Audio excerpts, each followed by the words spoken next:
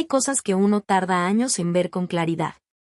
No porque sean difíciles de entender, sino porque el amor, o lo que creemos que es amor, nos nubla el juicio de una manera que ningún libro explica bien. Yo tardé décadas en comprender que sostener a una familia no siempre significa que esa familia te sostiene a ti. Mi nombre es Elena. Tengo 48 años, trabajo en el área de administración de una empresa mediana, y durante 20 años fui el pilar invisible de una familia que aprendió muy bien a apoyarse en mí sin pedirme permiso. ¿Hasta dónde debe uno sostener a su familia sin perderse a sí misma? Esa pregunta me la hice por primera vez a los 46. Debí haberla hecho mucho antes. Todo empezó, o más bien, todo se reveló, en una cena de cumpleaños. El cumpleaños de mi madre. Una noche que comenzó con flores y pastel, y terminó con algo que no esperaba encontrar, la verdad. Mi madre enviudó cuando yo tenía 22 años. Mi hermano mayor, Rodrigo, vivía en otra ciudad. Mi hermana menor, Patricia, acababa de casarse y, según ella, tenía sus propios compromisos. Así que fui yo quien se quedó. Sin que nadie me lo pidiera formalmente, sin que nadie siquiera lo discutiera. Simplemente ocurrió, como ocurren tantas cosas en las familias, alguien asume la carga y los demás se acostumbran. Durante años pagué las cuentas del médico de mi madre cuando su seguro no cubría. Fui quien la llevó a sus consultas, quien se quedó en el hospital las noches que hubo que quedarse, quien organizó las cenas de Navidad, quien coordinó los cumpleaños, quien llamaba a los fontaneros y a los electricistas cuando algo se rompía en su casa. Todo eso lo hice mientras trabajaba a tiempo completo, mientras criaba a mi hija sola después de mi divorcio, mientras construía una vida que, desde fuera, seguramente parecía completamente normal. No me quejo de haberlo hecho. Lo hice porque quería. Pero hay una diferencia entre querer hacer algo y que los demás asuman que es tu obligación permanente. Y esa diferencia, durante años, no la vi. Si alguna vez te hicieron sentir invisible en tu propia mesa, sabes de lo que hablo. El sábado 16 de marzo llegué a casa de mi madre con un ramo de flores amarillas, sus favoritas, y una tarta de naranja que había encargado en la pastelería del barrio donde ella solía comprar cuando éramos niñas. Rodrigo ya estaba ahí con su esposa Mónica. Patricia llegó poco después con su marido Javier. Mi hija Camila, que tiene 22 años, vino conmigo. La cena empezó bien. Mi madre estaba contenta, la conversación fluía, hubo risas sobre recuerdos de infancia. Era una de esas noches que uno guarda en la memoria y piensa, así debería ser siempre. Pero a los postres, Rodrigo carraspeó de una manera que reconocí de inmediato. Era el carraspeo que precede a las noticias incómodas. Lo había escuchado antes, cuando me dijo que no podría ayudar con los gastos del hospital de mamá porque tenía una hipoteca que pagar, cuando me explicó que no podría venir en Navidad porque el viaje era muy caro. Mamá, dijo, tenemos algo que contarte. Lo hemos estado pensando mucho, y creemos que es lo mejor para todos. Mi madre lo miró sin entender. Yo lo miré a él. Hemos decidido que la casa pase a nombre de Patricia y mío. Para simplificar las cosas cuando llegue el momento. Ya hablamos con un notario. El silencio que siguió duró apenas 3 segundos. Pero en esos 3 segundos sentí que el suelo se movía bajo mis pies. No porque la casa fuera un bien que yo esperaba heredar. No era eso. Era que nadie me lo había dicho.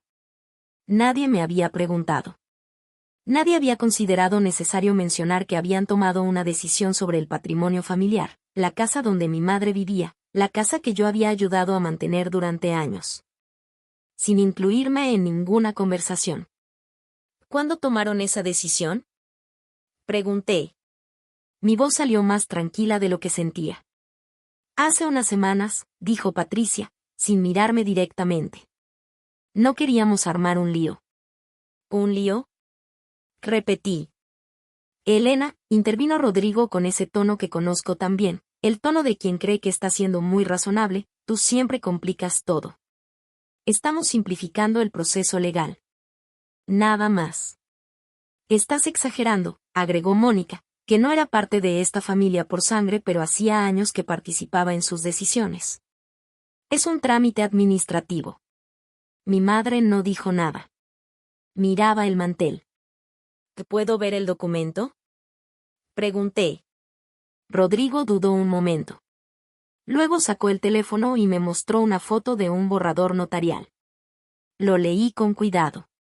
Era real. Estaba avanzado.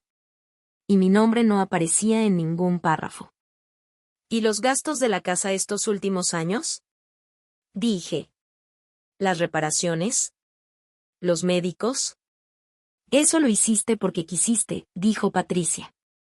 Nadie te obligó. Tenía razón en eso. Nadie me había obligado. Pero hay cosas que se dicen con toda la intención de cerrar una conversación, y esa frase era una de ellas.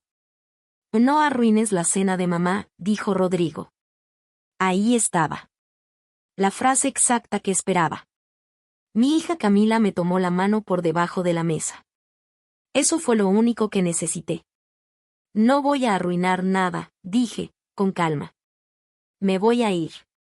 Feliz cumpleaños, mamá. Me levanté, le di un beso en la frente a mi madre, que seguía sin decir nada, con los ojos brillantes, tomé mi bolso y salí. Camila vino conmigo sin que yo se lo pidiera. Esa noche no lloré. O no mucho. Me senté en la cocina de mi apartamento con una taza de té que se fue enfriando mientras yo miraba la pared, y fui ordenando los pensamientos como quien ordena papeles que llevan tiempo revueltos. Recordé las transferencias. Tenía el historial en el banco, los pagos de médicos, las reparaciones del techo, la factura del calentador que se rompió en enero, los análisis clínicos del año anterior. Todo estaba registrado. No por previsión estratégica, sino porque soy administradora y tengo el hábito de guardar todo. Al día siguiente llamé a Rosa, mi amiga de hace 25 años, que trabajó como abogada antes de jubilarse. Cuéntame todo, dijo. Se lo conté. Ella escuchó sin interrumpir. Cuando terminé, hubo una pausa. De Elena, lo que describes tiene nombre. Se llama exclusión deliberada. Y el hecho de que tengas todos los comprobantes es importante. No quiero pelear por la casa, Rosa. No te estoy diciendo que pelees. Te estoy diciendo que sepas lo que tienes. Eso es diferente. Esa distinción me quedó grabada. Saber lo que tienes no es lo mismo que usarlo como arma. Pero no saberlo te deja completamente desarmada. Las llamadas empezaron al día siguiente. Primero fue un mensaje de Rodrigo. Espero que hayas dormido mejor. Hablemos cuando estés más tranquila. Como si el problema fuera mi estado emocional y no lo que había ocurrido. Luego llamó Patricia. Mamá está preocupada. No entendemos por qué te fuiste así. Así.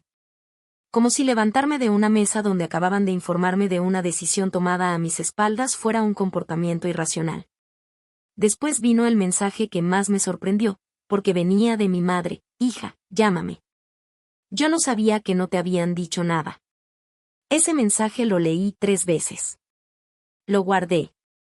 No respondí a Rodrigo ni a Patricia. A mi madre le escribí, estoy bien. Cuando quieras vernos solas, dímelo. Una semana después de la cena, recibí una llamada de un número que no reconocí. Era don Aurelio, el contador que llevaba las cuentas de la pequeña empresa familiar que mi padre había tenido y que Rodrigo cerró años atrás. Un hombre mayor, de los de antes, que había conocido a mi padre desde joven. Elena, perdona que llame así. Sé que no es mi lugar. Pero me enteré por casualidad de lo que pasó y quería decirte algo. Dígame, don Aurelio. Tu padre me habló de ti muchas veces antes de morir. Decía que tú eras la que tenía la cabeza fría. Que no dejabas de lado las responsabilidades. Que cuando algo había que hacer, tú lo hacías. Hizo una pausa. Lo que están haciendo no está bien. Y hay gente que lo sabe, aunque no lo diga. No supe qué responder durante un momento. Y gracias, don Aurelio, dije al final. Cuídate mucho. Esa llamada no cambió nada legalmente. Pero cambió algo en mí. A veces solo necesitas que alguien que te conoce desde hace tiempo te diga, vi lo que hiciste, y fue real. 2 semanas después de la cena, Rodrigo me pidió que nos reuniéramos. Dijo que necesitaban mi firma para un trámite bancario relacionado con una cuenta conjunta que mamá tenía con los tres. Una cuenta pequeña, de emergencias, que habíamos abierto hacía años. Fui. Llevé mi carpeta con los comprobantes de gastos. No porque pensara usarlos como amenaza, sino porque quería tenerlos cerca. Como quien lleva paraguas no porque espere lluvia, sino porque sabe que el tiempo puede cambiar. Nos reunimos en un café. Rodrigo, Patricia y yo. Sin cónyuges. Algo ya era diferente. Rodrigo empezó con lo del trámite bancario. Le dije que necesitaba entender bien antes de firmar nada. Que después de lo de la cena, necesitaba que las cosas fueran claras. Lo hicimos por el bien de todos, dijo Patricia. Para simplificar. ¿Y el bien de todos? Dije. ¿O el bien de ustedes dos? Silencio. Tengo registrado, dije con calma, abriendo la carpeta, cada gasto que hice relacionado con la casa y con mamá en los últimos 12 años. No para reclamar nada, sino porque soy ordenada. Pero me parece relevante que exista ese registro, ¿no les parece? Patricia se puso tensa. Rodrigo miró la carpeta. No era necesario traer eso, dijo él. Tal vez no, respondí. Pero está aquí. Hubo una pausa larga. Luego Rodrigo dijo algo que no esperaba. Sabíamos que si te lo decíamos antes, ibas a complicar todo. Eres la que siempre pone obstáculos. Lo miré. No con rabia. Con una especie de tristeza clara, como la que sientes cuando algo que sospechabas se confirma. Rodrigo, dije, lo que estás diciendo es que me excluyeron porque sabían que yo iba a hacer preguntas. Y que hacer preguntas, en esta familia, se llama poner obstáculos. No respondió. No me dolió lo que intentaron quitarme, dije. Me dolió darme cuenta de lo que realmente pensaban de mí. Patricia miró hacia otro lado. Rodrigo tomó su café. No firmé nada ese día. Les dije que necesitaba tiempo para revisar cualquier documento con calma, y que a partir de ese momento, cualquier asunto familiar que me involucrara debía comunicármelo con anticipación y por escrito. No grité. No lloré.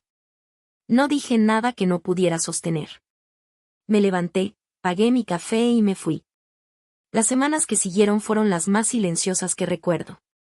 Rodrigo dejó de escribir con el tono condescendiente. Patricia me mandó un mensaje largo, a medias disculpa, a medias justificación, que respondí con brevedad, gracias por escribir. Necesito tiempo. Mi madre me llamó una tarde. Hablamos durante casi una hora, las dos solas.